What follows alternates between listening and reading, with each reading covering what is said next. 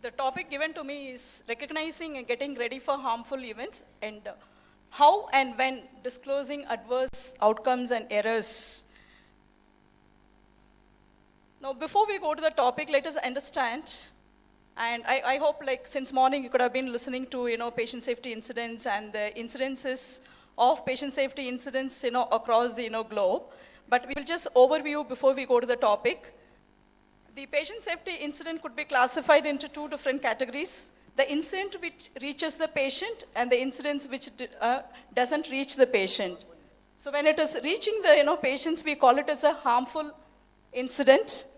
And we normally call it as an adverse event, but recently the WHO International Classification of Patient Safety has replaced that term as a harmful incident. And there is another incident is called a no harm incident. It reaches, but that doesn't cause any harm as such to the patients. And there is another incident which may not happen actually. It doesn't reach the patient. About to happen, but we prevent it. So that is called as the near miss. We normally call it as a near miss or a free lesson, but this terminology also is recently replaced by a term called close call. So there are about 46 terminologies which we use in patient safety incidents, but these are the terminologies which are used very recently.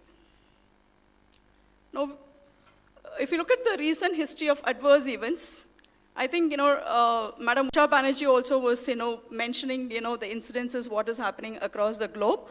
There are about one death which is happening in 10 admissions leading to, adverse event. 1 in 10 admissions leads to adverse event and 1 in 300 leads to death. And for every 100 admissions, we have about 14.2 adverse events which is happening in high-income countries and 12.7 in low and middle-income countries. And 7 common adverse outcomes are reported very repeatedly in all hospitals.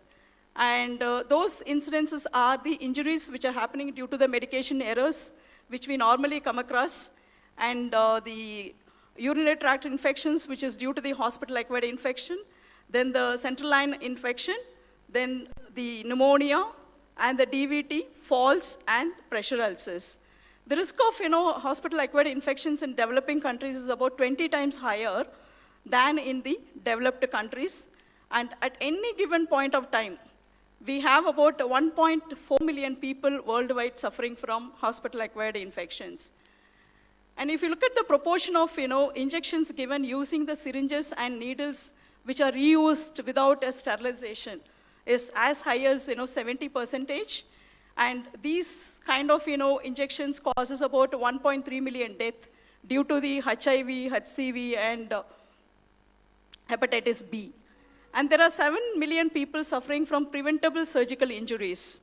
And million of them are dying either during the surgery or after the surgery.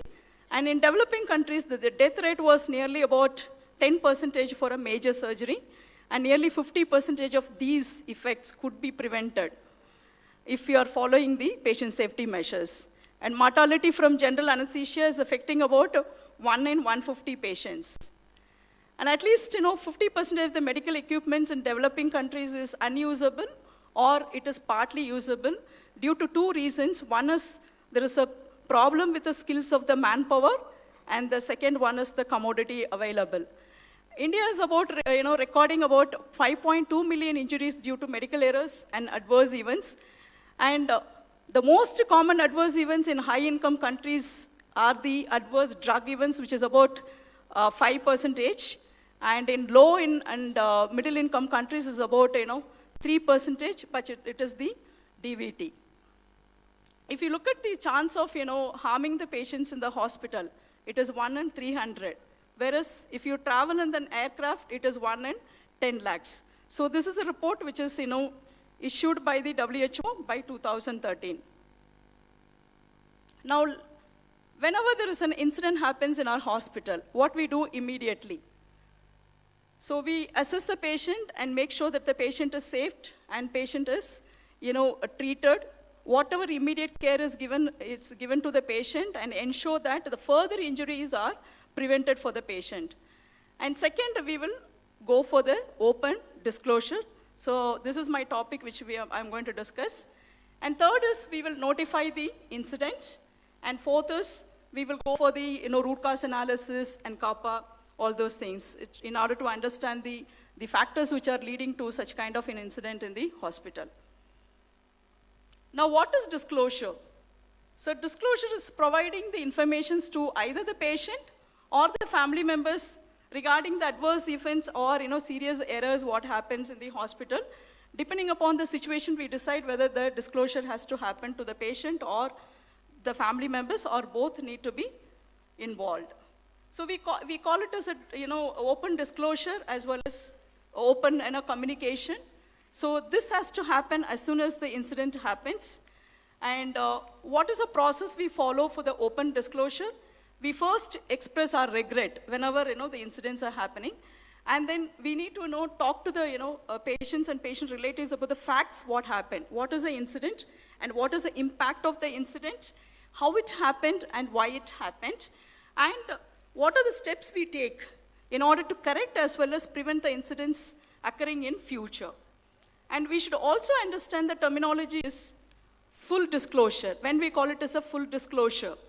So when we go for an apology to the patient and patient relatives, and then acknowledging the incident and acknowledgement of responsibility happens, we call it as a full disclosure. So there is one study done which talks about the doctors who are agreeing for the full disclosure, partial disclosure, and no disclosure. So 42% of the doctors are agreeing for the full disclosure, whereas 56% says that we need to talk about only the adverse event. If there is an error, we shouldn't be disclosing. And there are 3% of doctors who are saying like, let us not go for any disclosure. That's because we are following the approach of deny and defend strategy. So in this, what happens?